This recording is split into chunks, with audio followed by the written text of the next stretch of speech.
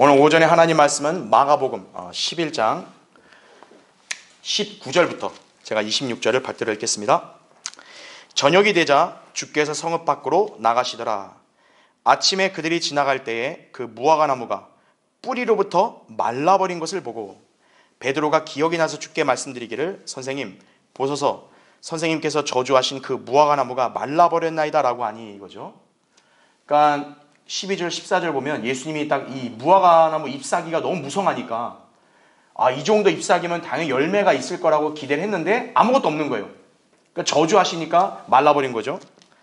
그러니까 베드로가 그게 기억이 나서 지금 언급한 거예요. 자, 22절 예수께서 대답하여 그들에게 말씀하시기를 하나님을 믿으라 이거죠. 너무나 간결 명료하죠. 근데 하나님을 어떻게 믿는 건가 보십시오. 진실로 내가 너희에게 말하노니 누구든지 이 산도로 옮겨져 바다에 빠지라고 말하고 그의 마음에 의심하지 않으며 그가 말한 것들이 이루어지리라고 믿으면 말한 것은 무엇이든지 이루어지리라. 그러므로 내가 너희에게 말하노니 너희가 기도할 때에 바라는 것들은 무엇이나 받은 것으로 믿으라. 그리하면 너희 것이 되리라. 너희가 서서 기도할 때 만일 어떤 사람과 적대 관계에 있다면 그를 용서하라. 그러면 하늘에 계신 너희 아버지께서도 너희 허물을 용서하시리라. 그러나 만일 너희가 용서하지 아니하면 하늘에 계신 너희 아버지께서도 너희 허물을 용서하지 아니하시리라고 하시더라 말씀하죠. 그렇죠? 오늘 본문에 나온 대로 하나님을 믿으라 이 제목으로 말씀을 전하겠습니다. 교회 다니는 사람 중에 안 믿는 사람 어디 있어요? 그러나 주님이 이렇게 짧게 말씀하신 이 구절에는 굉장히 강렬한 의미가 있습니다. 여러분은 이 명령을 과연 잘 따르고 있는가 한번 이렇게 점검해 보셔야 합니다. 그렇죠? 정상적인 사고와 건전한 상식 또 양심이 있다면 하나님의 존재하심을 결코 부인할 수 없습니다. 누구든지 하나님의 존재를 부인하는 자는 그 사람이 어떤 교육을 받은 자라고 할지라도 어리석을 뿐이다 이거죠. 시편 14편 1절에 나온 대로. 그러나 하나님을 단순히 인정하는 것과는 달리 인간은 하나님을 제대로 알고 그분을 믿어야 합니다. 자, 기독교인이 있고 그리스도인이 있어요. 세상은 둘을 똑같이 보는데 그 둘은 완전한 차이를 나타냅니다. 그것은 하나님이 어떤 분이신지를 분명하게 알고 그분께서 인정하시는 믿음을 지니고 사느냐 아니냐에 따라 갈리는 거예요. 그렇게 살면 그리스도인이고 그렇게 안 살면 기독교인이에요. 자, 믿음에 대한 성경적인 정의는 바라는 것들에 대한 실상이요 보이지 않는 것들에 대한 증거입니다. 히브리서 11장 1절에 나오죠. 그럼 이 믿음의 본질은 뭘까요? 히브리서 11장 6절에 나온 대로 믿음이 없이는 하나님을 기쁘시게 할 수 없나니 이거죠. 하나님께 나아가는 자는 그분이 존재하시는 것과 그분이 자기를 열심히 찾는 자들에게 보상하는 분이심을 마땅히 믿어야 하느니라 이거죠. 성경이 그대로 이렇게 명료하게 설명하고 있는 거죠. 자, 하나님께 나아가는 것이 전제가 돼야 돼요. 믿음이 있다면요, 먼저 하나님께 나아갈 수 있어야 돼요. 그리고 그분이 존재하시고 그분을 찾는 자들을 주님은 친히 만나시고 또 보상하신다는 점, 이것을 신뢰하는 것이 바로 진정한 믿음이죠. 인간이 하나님과의 관계를 형성하는 이 믿음의 특성은 이거다 이거죠. 자, 그럼 하나님께서는 인간에게 가장 먼저 어떤 믿음을 요구하십니까? 바로 아들이신 예수 그리스도를 영접하는 것입니다. 요한복음 20장 31절에도 다만 이것들을 기록한 것은 너희로 예수가 그리스도 곧 하나님의 아들이심을 그렇죠? 믿게 하려는 것이요 또 믿음으로써 그의 이름을 통해 생명을 얻게 하려 함이라 이거예요. 인간이 가장 먼저 이거 해야 된다 이거죠. 또 요한복음 1장 12절에도 누구든지 그를 영접한 사람들에게는 하나님의 아들들이 되는 권세를 주셨으니 즉 그의 이름을 믿는 사람들에게니라 이거죠. 그래야 우선 하나님의 자녀로 거듭남으로써 주님과 영적인 교제가 형성될 수 있는 것입니다. 이것이 출발이에요. 자, 구원받은 그리스도인 이제는 영적으로 성장을 해야 합니다. 이를 위해서 주일날 하나님께 세우신 교회에 출석하여 경배를 드리며 설교를 듣고 성경을 공부하여 진리의 지식에 이르는 것이고 개별적으로는 성경을 읽고 묵상하며 주님께 기도하는 것이에요. 그리스도인이 그렇게 해야 정상적인 그리스도인을 사는 거예요. 그 외에도 성도들과의 교제, 구령, 거리 설교, 사역에 협력하는 일 등 그리스도인에게 주어진 여러 임무들이 있습니다. 당연히 이걸 하고 살아야죠. 그렇죠? 그럼에도 불구하고 모든 성도들은 기도하며 성경을 읽는 일을 무엇보다 중요시해야 합니다. 왜냐하면 말씀은 영적인 음식이요 기도는 영적인 호흡과 같기 때문입니다. 이 두 가지가 없으면 사람 죽죠. 음식과 공기가 없으면. 영적인 사람도 마찬가지입니다. 이러한 사실을 알고 신실하게 행하는 사람만이 하나님을 제대로 믿는 것입니다. 여러분 이 땅에 이런 사람들이 얼마나 많겠어요? 제가 볼 때는 그렇게 많지 않아요. 하나님께서는 이렇게 제대로 믿는 성도들의 모든 기도를 들으십니다. 그리고 그분의 뜻에 합당하면 반드시 이루어 주신다는 얘기죠. 자, 그 점을 안다면 기도를 소홀히 할 사람이 누가 있겠어요? 그렇죠? 그런데 구원받은 그리스도인들 가운데서도 하나님을 제대로 믿지 않고 형식적인 믿음의 생활, 또 믿음 없는 행동, 육신적인 발상 이런 것들로 하나님을 믿는다고 자신을 포장하는 사람들이 있다 이거예요. 자, 이런 사람들은 기도 응답이 나중에 가면 뜸하게 됩니다. 결국 하나님과의 교제에서 멀어질 수밖에 없겠죠. 왜냐하면 기도 응답이 안 된다는 얘기는 하나님과 소통이 안 된다는 거잖아요. 그럼 자신도 답답하기 때문에 결국 자기도 이렇게 소원해질 수밖에 없는 거예요. 자, 그런 성도들에게 무슨 기쁨이라는 게 있겠습니까? 그리스도인다운 삶의 낙이 어디 있겠어요? 어찌 그 사람에게서 평안을 기대할 수 있겠습니까? 그렇죠? 자, 주님은 그런 사람들에게 간명하게 말씀하십니다. 하나님을 믿으라 이거예요. 저 이렇게 나약한데요. 나 이렇게 어리석은데요. 하나님을 믿으라 이거예요.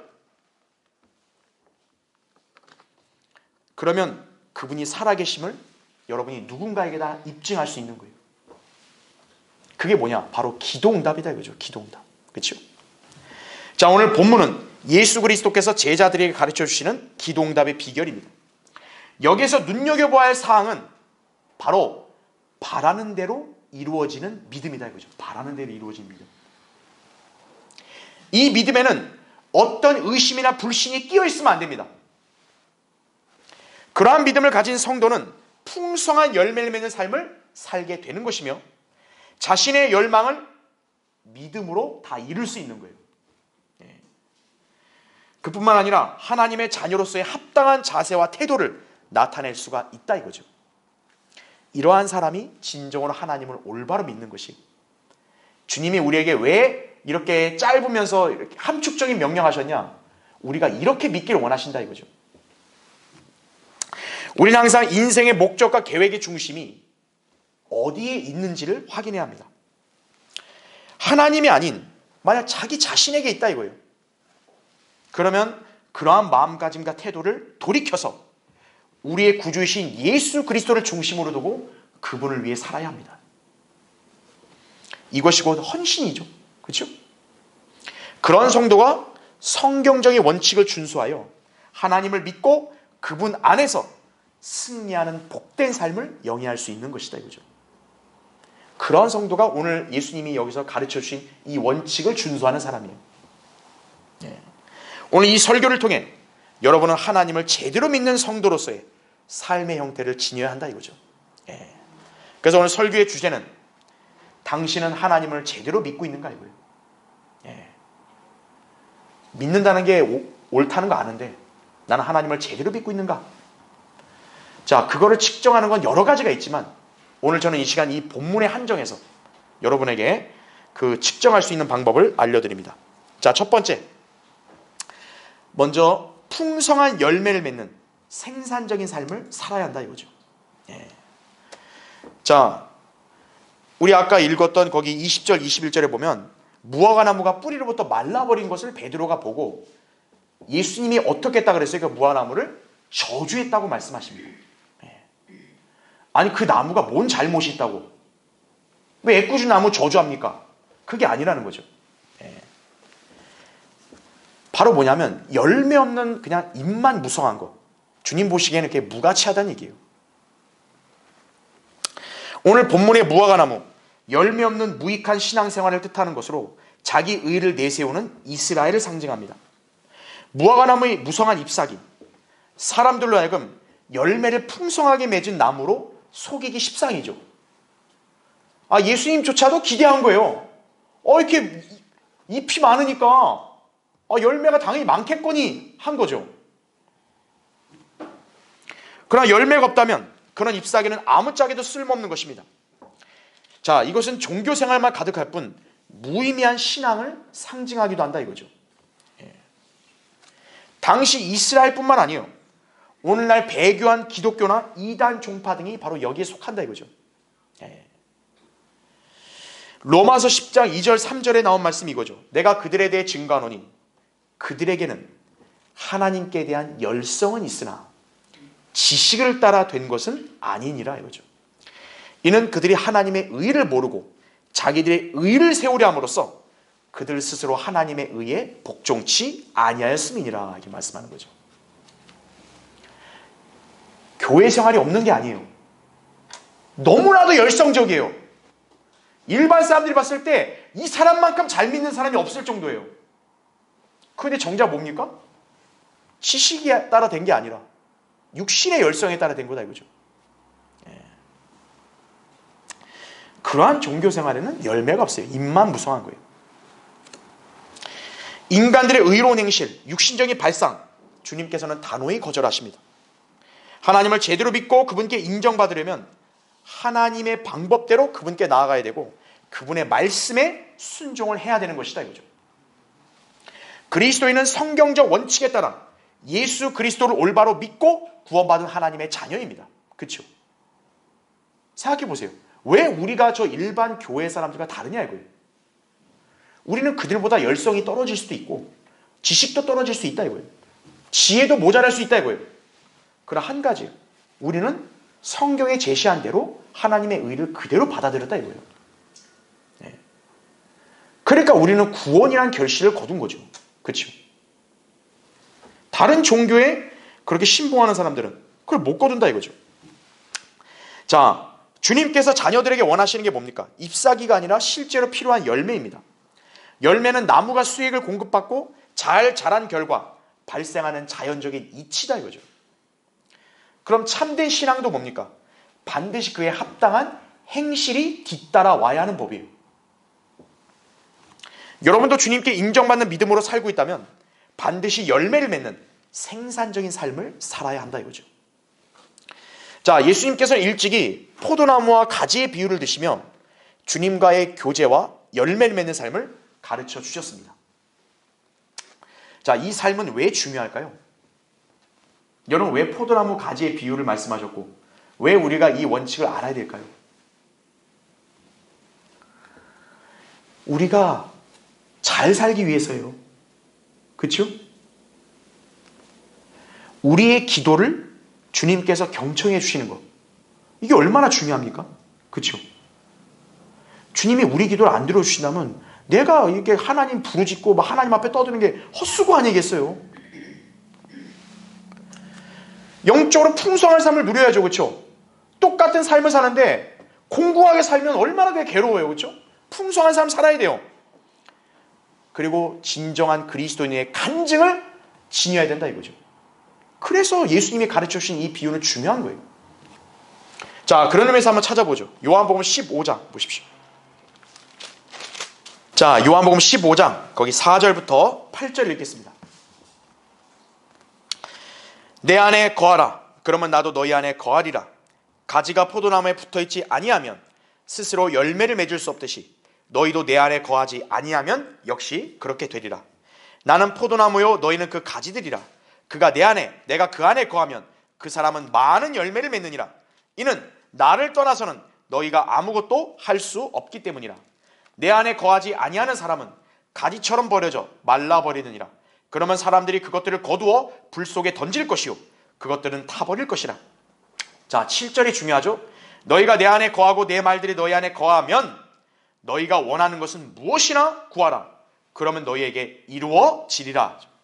너희가 많은 열매를 맺는 이 일로 나의 아버지께서 영화롭게 되실 것이요 너희는 내 제자들이 되리라. 이렇게 말씀하고 있는 거죠. 그렇죠? 예. 가지가 잘난 게 뭐가 있겠어요? 가지가 나무에 붙어 있어야 잘난 거죠. 그렇죠? 가지가 여러분 모양이 뭐 이렇게 이쁜가요? 그냥 나뭇가지일 뿐이에요. 거기에 열매를 달고 있어야 이뻐 보이는 거죠. 그렇죠? 그리스도인의 삶이 그와 같아야 된다 이거죠. 자, 하나님을 믿는다면 이렇듯 주님과의 온전한 교제로 풍성한 열매를 맺을 수 있어야 합니다. 그래야 우리가 그 열매를 나타내서 주님을 영화롭게 해드리는 것입니다. 구원받은 성도가 말씀을 읽고 공부하며 기도로 주님과 교제함으로써 영적으로 성장을 하게 되면요, 비로소 열매를 맺기 시작하는 거예요. 그 열매가 처음부터 바로 많이 나오는 게 아니에요. 조금부터 나올 수 있어요. 중요한 게 뭐냐? 열매를 맺고 있다는 게 중요한 거죠. 자, 점점 성숙해져 갈수록 더 많은 열매, 또 최후에는 엄청 많은 열매를 맺을 수가 있다 이거죠. 성도의 내면적인 열매는 성령의 열매죠. 그렇죠? 갈라디아서 5장 21절 23절에 나온 대로. 자, 외적인 열매는 복음을 전하여 혼들을 이겨오는 구령의 열매입니다. 예. 자, 이러한 열매를 위해서 성도는 기도의 생활이 중요한 것이에요. 그래서 여러분 기도할 때 뭘 구하십니까? 그냥 하루하루 그냥 먹고 사는 것만 구합니까? 그게 중요한 게 아니에요. 내가 이 땅에서 의미 있는 삶이 될 수 있도록 내가 열매를 맺게 해달라는 그 기도가 있어야 되는 거예요. 그 열매는 성령이며 구령의 열매라 이거죠. 그리고 주님께서 우리 기도를 들어주시는 요건은 다름 아닌 말씀에 대한 순종임을 알아야 된다 이거죠. 그러니까 여러분 왜 주님과의 교제가 중요하냐? 내가 하나님께 기도하는 건 물론이고 하나님이 나에게 요구하시는 그 말씀에 내가 순종을 하는 삶을 사는 거니까 그런 거예요. 요한일서 3장 22절에 무엇이든지 구하는 것을 그에게서 받나니 이는 우리가 그의 계명들을 지키고 그의 목전에 기쁨이 되는 일들을 행함이라 이렇게 말씀하고 있는 거예요. 네. 여러분 하나님 말씀에 잘 순종하고 있으면 하나님이 여러분 보고 막 기쁜 거예요. 기쁘신 거예요. 아이고 너무 이쁘다. 너 원하는 게 뭐냐? 주님이 들어주신다 이거죠. 주님과의 밀접한 교제를 지속하는 성도, 하나님이 자신에게서 어떤 분이신지를 더 절감하게 되고요, 자신을 향한 주님의 뜻과 목적을 간파할 수 있습니다. 그런 사람은 기도하는 것 자체도 평범한 사람과 남달라요. 미성숙한 사람은 오로지 자기 유익과 필요만을 간구하지만 성숙한 성도는 하나님의 영광과 그분의 뜻을 위해 기도하게 되어 있는 것이. 예수님께서도 겟세마네에서 기도하실 때 자신의 안위를 기도하셨나요? 예수님이? 주님 나 죽기 싫어요. 나 좀 안 죽게 해주세요. 예수님이 그렇게 기도했나요? 아버지의 뜻에 따르겠다고 고백을 하셨다 이거죠. 내 뜻대로 하지 마시고 아버지의 뜻에 의탁하신 거예요. 자, 그럼 아버지께서는 예수님의 바람대로 해주셨는가? 아니다 이거죠. 진노의 잔을 마셔야 된다 이거. 그럼 그 순간만큼은 예수님도 얼마나 비참하겠어요. 그럼 여러분 예수님한테는 그게 최악이 없는가? 아니다 이거죠. 하나님은 어때요? 더 놀라운 응답을 하신 거죠. 순간은 진노의 잔을 마셔서 괴롭고 비참했지만 그게 지나고 나니까 어떤 거예요? 아버지는 아들인 예수 그리스도를 온 우주에서 가장 높이신 거예요. 그게 하나님의 뜻에 따라 더 놀라운 응답받는 기도다 이거죠. 예. 이처럼 그리스도인도 자신의 생각과 열망이 아닌 하나님의 뜻을 구하는 거예요. 예. 주옵소서가 먼저가 아니라 하나님의 뜻이면 이루어 주십시오. 하나님께서 원하시면 저는 이걸 계획하고 있고 이거를 열망하고 있는데 그것을 이루게 해주십시오. 그런 기도다 이거죠. 그럴 때 확실하게 이루어지고 그런 성도가 하나님을 제대로 믿는 것이에요. 요한일서 5장 14, 15절에 우리가 그의 안에서 가지는 담대함이 이것이니 그의 뜻대로 무엇이든지 구하면 그가 우리를 들으시는 것이라. 우리가 구하는 것은 무엇이나 그가 들으시는 줄을 안다면 우리가 그에게 구한 요청들을 받은 줄도 아느니라 말씀하는 거예요. 그러니까 하나님의 뜻만 승인이 되면 뭐예요? 구한 대로 받는다는 거예요. 하나님의 뜻으로 승인만 해주면, 결제만 해주면 여러분이 계획하고 또 열망하는 거 다 이루어진다는 거예요. 자, 여러분, 말씀과 기도의 생활은 모든 그리스도인들에게 의무임과 동시에, 그러니까 의무임과 동시에 복받는 삶의 비결임을 알아야 됩니다. 그냥 어쩔 수 없이 하는 의무, 이게 아니에요. 여러분, 복받는 비결이에요. 왜 하나님께서 우리를 구원하셨겠습니까? 풍성한 삶을 살게 하시기 위함이에요. 요한복음 10장 10절에 나온 대로 영생도 주시고 풍성한 삶을 만드시려고 오신 거예요. 그 삶은 바로 주님과의 교제요, 성경적 기도 생활이라는 점을 여러분 아셔야 됩니다. 여러분 그렇게 살아야 주님을 제대로 믿고 있는 것이에요. 자, 당신은 하나님을 제대로 믿고 있는가? 두 번째, 확고한 믿음의 기도, 놀라운 응답의 확신을 가지고 살아야 되는 거예요. 자, 오늘 마가복음 11장 거기 22절 24절 보세요. 예수께서 대답하여 그들에게 말씀하시기를 하나님을 믿으라. 진실로 내가 너희에게 말하노니 누구든지 이 산도로 옮겨져 바다에 빠지라고 말하고 그의 마음에 의심하지 않으면 그가 말한 것들이 이루어지리라고 믿으면 말한 것은 무엇이든지 이루어지리라. 그러므로 내가 너희에게 말하노니 너희가 기도할 때에 바라는 것들은 무엇이나 받은 것으로 믿으라. 그리하면 너희 것이 되리라. 이렇게 말씀하는 거죠. 자, 예수님의 저주 한마디로 무화과 나무가 말라져 버린 광경을 목도한 제자들에게 하나님을 제대로 믿는 사람은 이보다 더 놀라운 일들을 기도로 이룰 수 있다고 그렇게 약속하신 거예요.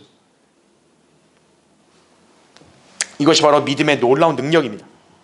자, 주님은 이 믿음을 다른 복음서들에서는 겨자씨 하나 할 만한 믿음이라 했어요. 겨자씨 하나. 여러분, 겨자씨 크기가 얼마네요? 정말 좁쌀만 요만해요. 근데 그만한 믿음도 없다는 거죠. 지금 예수님 볼 때 많은 사람들이. 그만한 믿음만 있다면 산을 옮길 수 있다는 거예요. 산을. 자, 바로 이 믿음은 의심이 없는 순결한 믿음이다. 그죠? 의심이 없는. 자, 의심과 믿음 완전히 상반되는 요소입니다. 여러분의 기도가 하나님께 상달되며 응답을 가져오는지의 여부는 내가 의심하고 있느냐 아니면 내가 믿고 있느냐 여기에 달려있는 거예요. 그냥 입으로 믿습니다. 이 차원이 아니에요. 자, 한번 찾아볼까요? 야고보서 1장 한번 보십시오. 정말로 여러분 안에 의심이 1.1획도 없는지 그거를 측정해 볼 수 있는 그런 말씀이 나온다 이거죠. 야고보서 1장 6절부터 8절 보겠습니다. 오직 믿음으로 구하고 아무것도 의심하지 말라. 의심하는 자는 마치 바람에 밀려 요동하는 바다 물결과 같으니 그 사람은 주께로부터 어떤 것이든 받으리라 생각하지 말라. 두 마음을 품은 사람은 그의 모든 길에 안정이 없느니라 말씀하는 것이죠. 정말로 내 믿음 안에는 의심의 요소가 한 점도 없는지 그걸 보시면 되고요. 약간 움직이고 흔들리고 있다 이거예요. 그럼 이제 의심이 좀 있는 거예요. 그렇죠? 설마 될까? 그럼 의심 한 점이 있는 거예요. 한 점이 없는 게 그게 겨자씨 하나만 믿음입니다. 여러분 그런 믿음으로 구하라는 거죠. 그러면 바라는 대로 이루어진다는 거예요. 사람은 흔히 눈에 보이거나 머리로 이해가 가능한 일에 대해서만 믿으려는 경향이 강합니다. 그리스도인도 자신의 구주로 예수 그리스도를 믿고 구원받았음을 눈으로 보지도 않고 믿었잖아요. 여러분 예수님 눈으로 보고 만나고 믿었어요? 아니잖아요. 그거는 누구도 의심 안 하잖아요. 예수 그리스도가 여러분의 구주란 사실은. 그렇죠? 근데 막상 자신의 인생의 문제와 공경을 해결해 주실 것이라는 그런 믿음은 왜 쉽게 지니지 못하냐 이거예요. 그렇죠? 지옥에서 영원히 건져주는데 그거는 믿는다고 하는데 인생의 그런 고난에서 건져주는 건 못 믿는 거예요? 그러면 안 되죠. 여러분은 스스로 그런 한계를 혹시 만들어 놓지 않았나요? 내가 기도해도 하나님은 딱 이것만 하실 수밖에 없을 것 같아. 그런가요? 아니다 이거죠. 자, 성경은 이렇게 말씀합니다. 보라, 나는 주요 모든 육체의 하나님이라. 내게 어려워서 못할 일이 있겠느냐? 예레미야 32장 27절이에요. 여러분에게 물었다고 생각해 보세요. 여러분 뭐라 답변하시겠어요? 하나님이 내게 어려워서 못할 일이 있냐? 에이, 이건 못 하시잖아요. 이건 하나님도 어쩔 수 없잖아요. 이러실 건가요? 아니잖아요. 그렇죠? 하나님께서 이렇게 선언을 하셨다면 우리의 기도가 응답받지 못할 게 무엇이 있겠습니까? 그렇죠?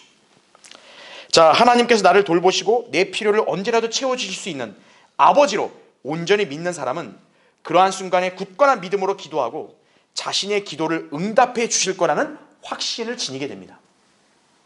왜냐하면 주님께서 분명히 그분의 이름으로 구하면 무엇이든지 들어주시겠다고 약속하셨기 때문입니다.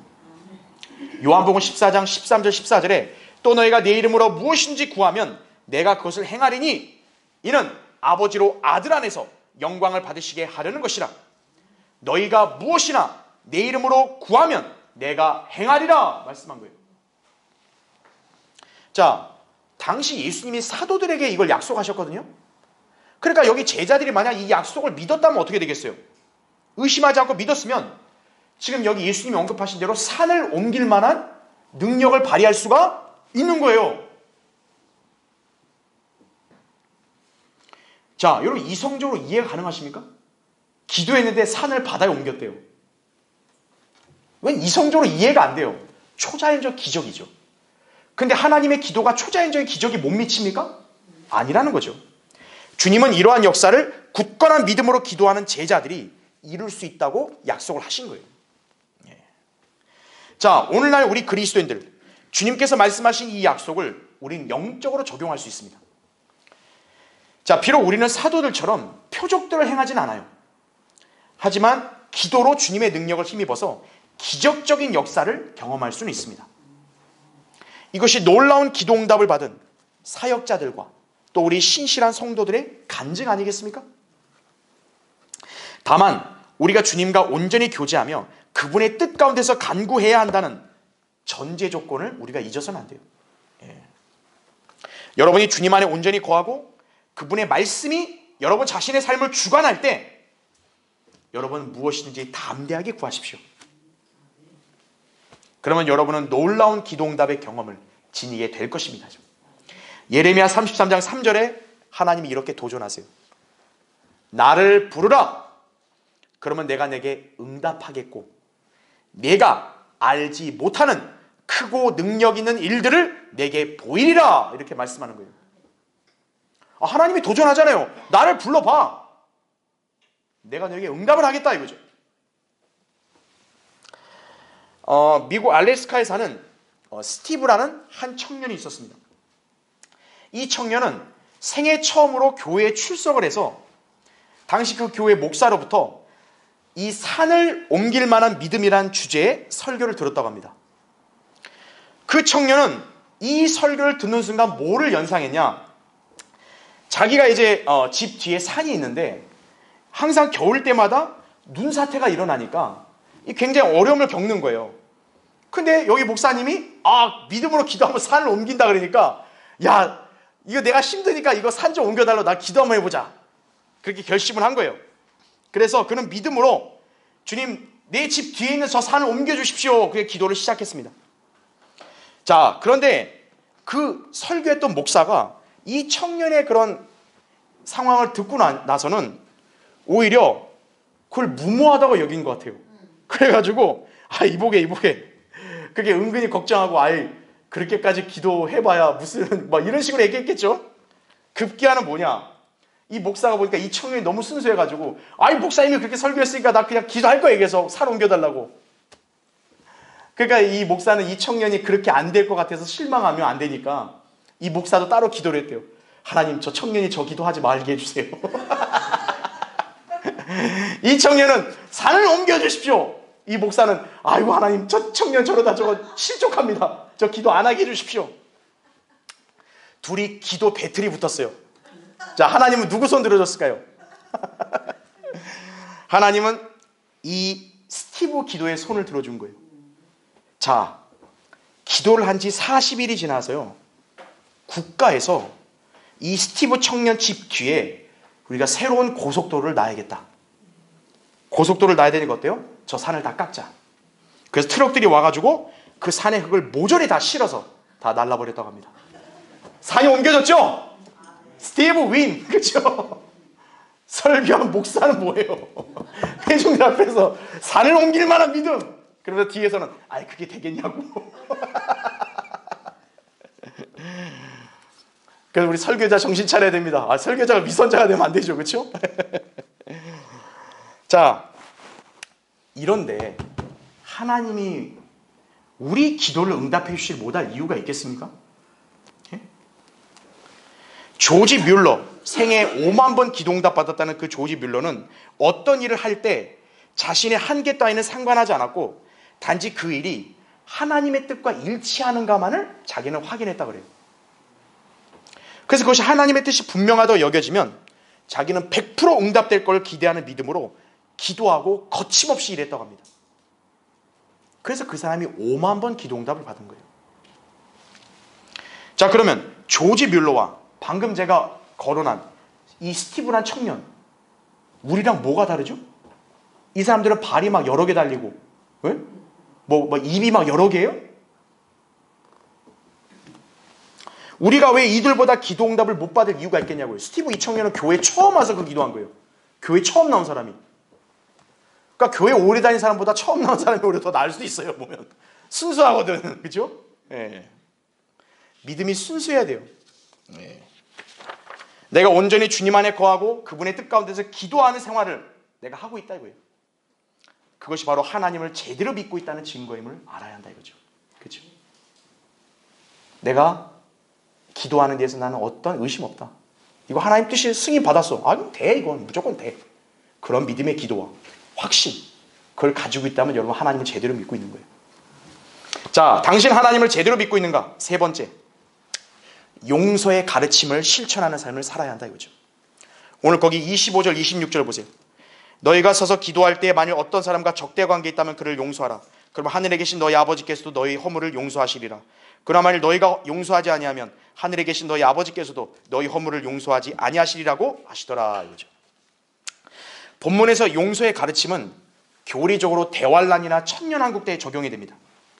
왜냐하면 교회 시대 그리스도인들은 내가 하나님께 용서받으려고 다른 사람 용서하는 게 아니거든요. 이미 우리는 구원받았을 때 용서받은 거예요. 그렇죠?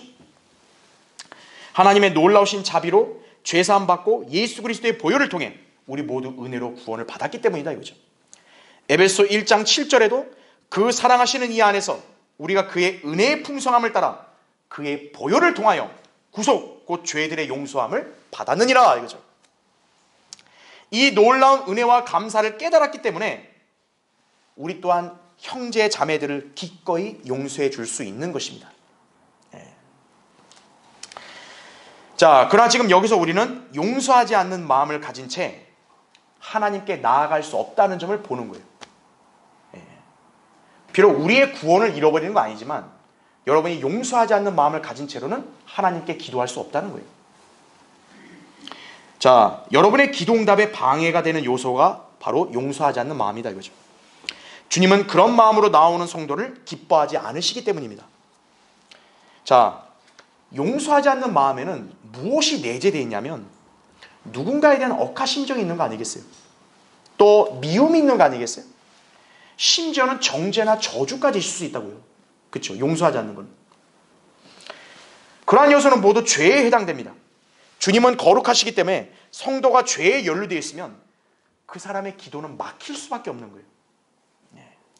그래서 시편 66편 18절에 내가 내 마음에 죄악을 생각하면 주께서 내게 듣지 아니하시리라 이렇게 말씀하고 있는 거예요.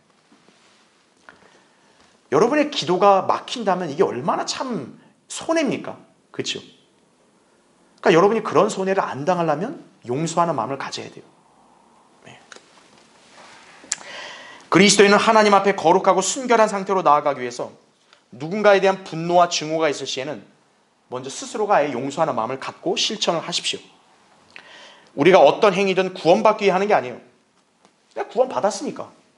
나야말로 하나님 앞에서 가장 놀라운 사랑을 받았으니까. 내가 그 은혜에 감사함으로 용서하겠다. 그렇게 실천하는 것입니다. 자, 만약 그런 마음을 지니기 어렵다면 주님께서 악한 우리의 죄를 용서하신 사랑을 여러분이 한번 생각해 보십시오. 에베소 4장 32절에 이렇게 나옵니다. 너희는 서로 친절하고 다정다감하며 서로 용서하되 하나님께서 그리스도를 위하여 너희를 용서하신 것 같이 하라 이거예요. 네. 여러분, 우리 중에 누가 감히 하나님 앞에서 떳떳할 수 있나요? 근데 하나님께서 우리를 용서하셨잖아요. 그렇다면 여러분도 용서를 받은 만큼 작은 용서를 다른 사람에게 나타낼 수 있어야 한다 이거죠. 예. 억울할 수 있습니다. 그 억울한 건 주님께 맡기면 되는 거예요. 하나님께 맡기면 하나님은 일 처리를 아주 꼼꼼하고 완벽하게 하시는 거예요. 여러분이 하지 마세요. 예. 여러분은 해결을 못 한다고요. 주님께 맡겨드리면 주님이 하시는 거예요. 그리고 여러분은 주님께 다 맡겼으면 이제는 딱 이제 그 마음을 돌이켜서 그냥 용서하는 거예요. 자, 물론 제가 말은 이렇게 하지만 참 용서 실천하는 게 여간 쉽지가 않아요. 그렇죠? 제가 한 가지 비결을 성경에 근거해서 말씀드립니다. 여러분이 용서를 잘 실천하고 싶다면 감사하는 삶을 살면 돼요. 감사. 자신이 아무리 억울하고 분통 터지고 괴로워도 하나님께로부터 받은 은혜와 사랑을 상기하고 주님께로부터 받은 복들과 필요들을 떠올려 보는 거예요. 저 사람이 나보다 더 대단해? 아닌데? 나는 가만 보니까 나 하나님께로부터 이런 사랑과 복을 받았네? 아이고, 그러니 내가 저 사람이 나에게 있어도 난 괜찮네. 감사하는 삶이 있으면 용서 실천이 쉬운 거예요. 주님께서 우리를 돌보시고 기도에 경청해 주신다고 약속하셨잖아요. 그런 복을 받았다면 우리가 감사하지 않을 이유가 없습니다. 순간은 힘들고 괴로워도 주님을 신뢰하면 감사함으로 기도할 수 있고, 그럴 때 그 사람은 평안을 되찾고 이제 기꺼이 용서할 수 있는 것이다 이거죠. 예. 자, 여러분이 너무나 잘 아는 구절이지만 한번 우리 찾아보죠. 빌립보서 4장 한번 보십시오. 6절 7절. 여러분이 너무나 쉽게 안다고 해서 이걸 그냥 지나쳐가지 않았는가 한번 생각해 봐야 됩니다. 사실 이거는 쉬운 것 같으면서도 어떻게 보면 어려울 수도 있는 거고요. 한편으로는 또 이게 굉장히 중요한 거예요. 6절. 아무것도 염려하지 말고 다만 모든 일에 기도와 간구로 너희의 구하는 것들을 어떻게 하래요? 감사함으로 하나님께 알려지게 하라 이거죠. 그리하면 모든 지각을 초월하시는 하나님의 평강이 그리스도 예수 안에서 너희의 마음과 생각을 지키시리라 이거죠. 감사함으로 알려지게 하라 이렇게 하셨죠. 주님은 성도들의 기도에 응답해 주실 의향이 있으신 거예요. 들어준다 이거예요. 근데 우리가 어떤 태도를 해야 되냐? 감사함으로 하라 이거죠. 이 약속은 오로지 거듭나고 진리의 말씀에 순종하며 주님과 교제하는 그리스도인들에게만 적용이 된다는 거예요. 여러분이 이 약속의 대상이니 얼마나 감사한 일입니까? 그렇죠? 여러분은 무엇이든 감사함으로 주님께 구할 수 있으며 주님은 여러분의 간구를 들어주십니다. 근데 이 간구가 여러분의 그냥 생활의 단순한 필요만이 아니에요. 여러분이 대인관계에 있어서의 어떤 그런 용서, 사랑, 섬김, 구제 이런 것들을 실천할 수 있는 은혜를 주시는 거예요. 여러분, 하나님의 은혜가 없다면 어떻게 용서를 해요? 하나님의 은혜가 없다면 내가 어떻게 다른 사람을 섬겨요? 하나님의 은혜가 없다면 내가 어떻게 누구를 도와요? 그렇죠? 여러분은 그런 은혜를 과연 얼마큼 구했냐 이거예요. 예. 얼마나 열렬히 기도하셨는가요? 누군가를 용서함으로써 평안하고 싶다 이거예요. 난 이거에 얽매고 싶지 않고 이거에 괴로워하고 싶지 않다 이거예요. 그러면 내가 하나님께로부터 받은 게 무엇인지를 떠올리면서 감사하는 거예요. 그리고 기도하는 거예요. 용서하는 마음 주십시오. 저 사람을 내가 사랑할 수 있게 해주십시오. 내가 이걸 다 떨쳐버릴 수 있게 해주십시오. 기도하는 거라 이거죠. 자, 주님께서는 형제자매들의 과오나 허물이 있을 시에 그들을 어떻게 용서하시는지를 다음과 같이 알려주셨습니다. 하나님 세우신 교회의 모든 성도 다 똑같아요. 누가복음 17장 3절 이렇게 나옵니다. 너희는 스스로 주의하라. 내 형제가 너에 대하여 죄를 지으면 그를 꾸짖고 그가 회개하면 용서하라 이거. 이게 원칙입니다. 그러니까 죄를 다 눈 감아주라는 게 아니에요. 죄는 지적을 해야 돼요. 그건 잘못한 거다. 근데 그 사람이 그걸 뉘우치고 회개한다. 그러면 무슨 생각도 하지 말고 용서해야 되는 거예요. 예. 지역교회도 마찬가지입니다. 지역교회도 어떤 성도가 이렇게 교회에 누를 끼쳤다. 그럼 책망을 하는 거예요. 회개했으면 용서하는 거예요. 그럼 더 이상 안 묻는다 이거죠.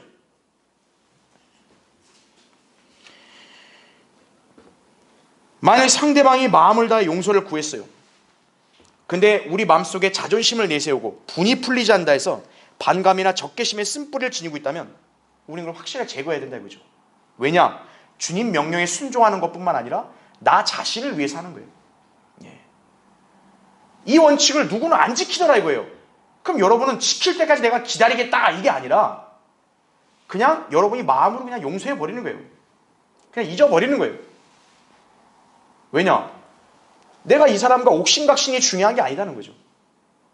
여러분 가정에서도 마찬가지예요. 가정에서도. 내가 가정에서 누군가와 이렇게 옥신각신 이게 중요한 게 아니에요. 내가 주님과의 교제가 중요한 거죠. 내가 주님과의 교제가 방해를 받으면 그거야말로 가장 큰 손해죠. 내가 그 큰 거를 위해서 작은 거 내가 양보하고 참는다. 그렇게 하면요, 여러분은 오히려 주님께로부터 더 많은 은혜를 받는 거예요. 예. 자, 하나님께서 우리를 용서하셨죠? 우리 죄악을 제거해 주셨죠? 위대한 하나님의 사랑입니다. 성도들은 그 사랑을 받은 사람답게 그대로 다른 지체들에게 실천을 함으로써 참으로 형제를 사랑하는 것이 베드로전서 4장 8절에도 무엇보다 서로 뜨겁게 사랑하라. 이는 사랑이 허다한 죄들을 덮기 때문입니다. 그죠? 예. 여러분이 감사하고 또 그 사람을 사랑해 보세요. 그러면 용서가 되는 거예요. 교회뿐만 아니라 가정에서도 마찬가지예요. 예. 이러한 사랑을 실천하는 성도야말로 하나님의 사랑의 의미를 알고 그분을 제대로 믿는 성도가 되는 것입니다. 자, 명심하십시오. 그리스도께서는 악한 우리를 아무런 대가 없이 용서하셨다는 것을요. 그렇죠? 주님이 우리에게 그런 큰 용서를 했다면 우리는 다른 어떤 것이 우리에게 좀 손해가 왔다 해서 뭐 그거에 대해서 우리가 막 억울해할 필요 없다 이거예요. 주님께 맡겨드리는 거예요. 근데 주님은 가장 정확하게 계산해 주시는 분이에요. 그러니까 여러분이 그분께 의탁하면 되는 겁니다. 그렇게 여러분이 살면 여러분 그리스도인다운 삶을 사는 거예요. 자, 결론을 맺겠습니다.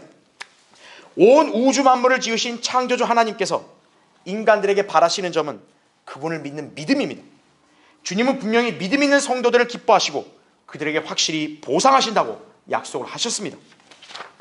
그러나 믿음은 단순히 입으로 떠들거나 억지로 있는 채 하고 행동한다고 해서 저절로 생기는 게 아닙니다. 하나님을 믿는 믿음은 인간의 의지나 생각으로 거저 이룩되는 건 더더군다나 아니에요. 나 오늘부터 믿음을 좀 가져보려고요? 나중에 믿음 좀 생겨보려고요? 이래서 믿음이 생기는 게 아니라는 거죠.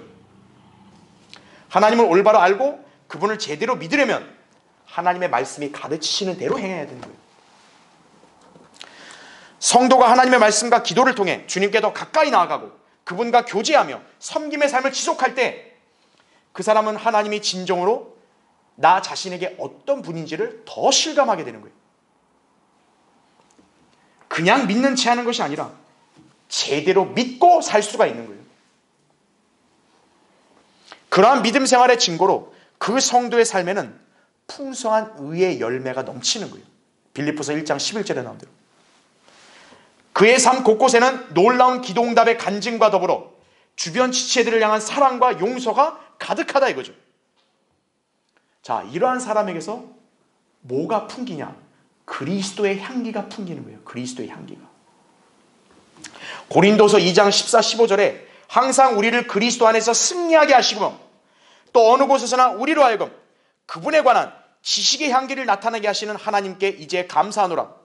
이는 우리가 구원받은 사람들에게나 멸망하는 사람들에게나 하나님 앞에서는 그리스도의 향기이기 때문이라 이거죠. 이 실체를 알려면 어때요? 눈으로 보고 냄새 맡아보면 아는 거예요. 그렇죠? 예. 이게 청국장인지 김치찌개인지 냄새 맡아보면 아는 거 아니에요. 그렇죠? 예. 자, 이 사람이 하나님을 제대로 믿는 그리스도인인가? 그러면 그 사람한테서 그리스도의 향기가 이렇게 풍겨져야 된다는 거죠. 자, 여러분, 화려하고 웅장한 달변, 이건 믿음의 표식이 아닙니다.